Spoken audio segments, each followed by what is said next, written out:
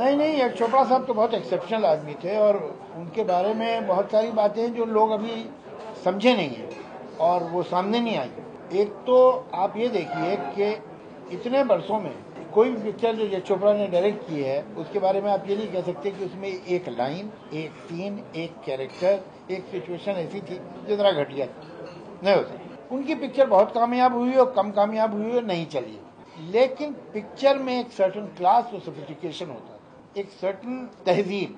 ऐसा नहीं कि चलाने के लिए कुछ भी कर दो, ये सब उनके यहाँ नहीं था।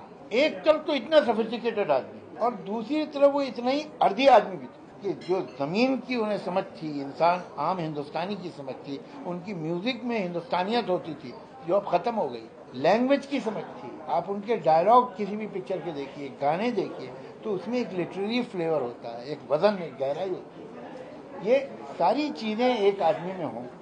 और एक बड़ा गुण उनमें एज ए डायरेक्टर ये था कि जिसके साथ भी उन्होंने काम किया, वो एक्टर हो, कैमरामैन हो, राइटर हो, एडिटर हो, आर्ट डायरेक्टर हो, उसको लगता था कि बस यही है मेरी पिक्चर। तो उस आदमी को इतनी इम्पोर्टेंस देते थे और उसके टैलेंट को इतना अच्छा काम करता सराहते थे कि उसे लगता था कि अभी मेरे टैलेंट को तो यही एक मौका मिला है निकलने का। तो लोग अपना बेस्ट काम करते थे यश चोपड़ा। ये एक अच्छे डायरेक्टर, अच्छे लीडर की निशानी थी। बहुत, अब ऐसे लोग नहीं होते, बहुत बात। 1959 में पहली पिक्चर थी उनकी, तब से लेकर अब तक 53 ईयर हो गए। बैठे रहना आसान बात नहीं है, बहुत मुश्किल काम।